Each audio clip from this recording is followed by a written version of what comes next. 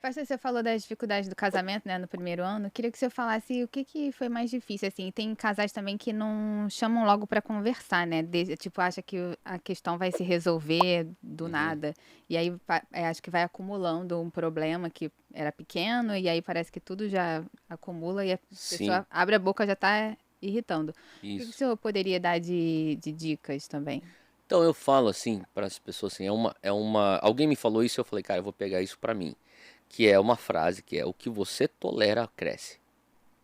Então o que que você vai tolerar? Aquilo lá vai crescer. Se você for tolerar um pouquinho de amargura, aquilo lá vai crescer. Se você for tolerar um pouquinho de ira, aquilo lá vai crescer. Se você vai tolerar pensamentos que não são puros, santificados, aquilo lá vai crescer.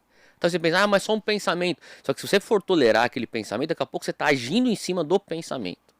Então, como casal, a gente começou a entender que assim, tinham certas coisas que no meu coração eu tinha uma postura que eu entendi. Se eu não for a pessoa a pedir perdão, e partir dela também dos nossos dois lados. Cara, a nossa vida vai ficar aqui, essa coisa de tentar, sabe, não vai encaixar, vai ficar só se bicando.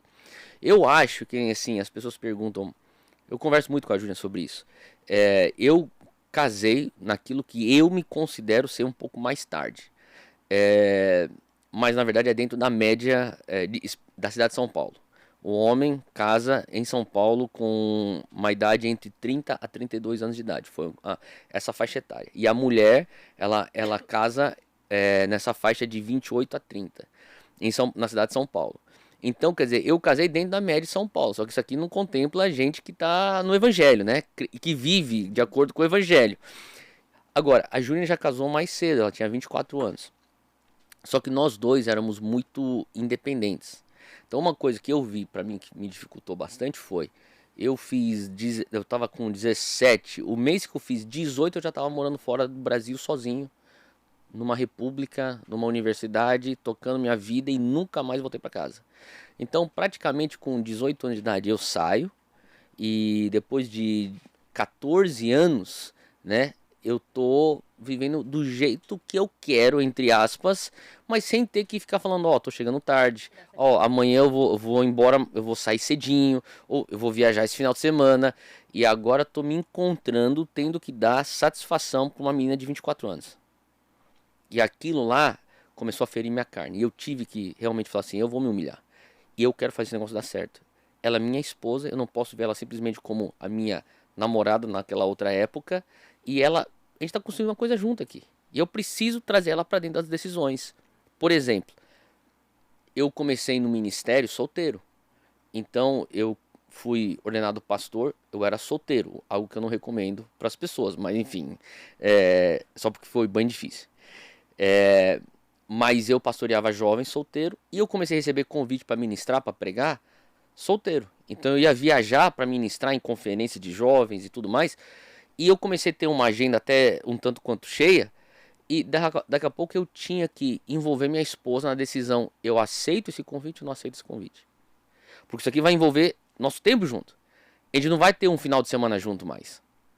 Não vai ter aquele sábado. E daí eu comecei a perceber que tinha momentos que eu estava viajando demais. E naturalmente minha esposa vai passar o sábado com a família dela, os pais, né, as irmãs, e daí você começa a perceber, cara, nada de errado com isso, mas talvez eu preciso rever minhas prioridades aqui. Então, trazer equilíbrio.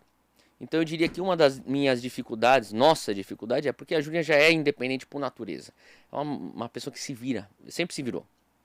E sempre teve uma família estável, sempre teve bem assessorada, mas é dela querer fazer do jeito dela e vai fazendo.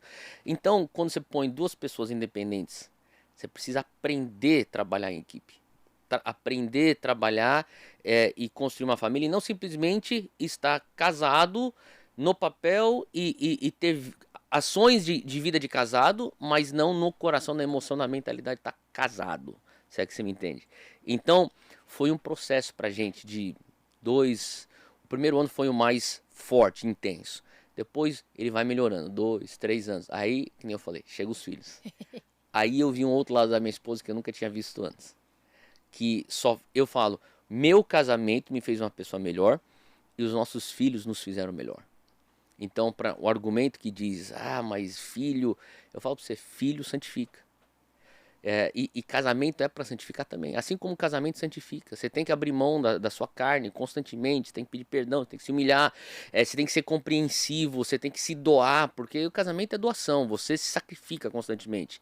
E daí quando entra filho, é um outro patamar. Você tá vendo isso agora. Não tem nem tempo de brigar, né? Tem 10 meses que eu nem brigo. Aí, não é assim, mas você também, eu não sei, assim, Natália, mas você não se enxerga assim, se sacrificando num nível que você fala assim, isso aqui não era nem possível. Eu não imaginava que tinha dentro de mim esse sacrifício. Sim.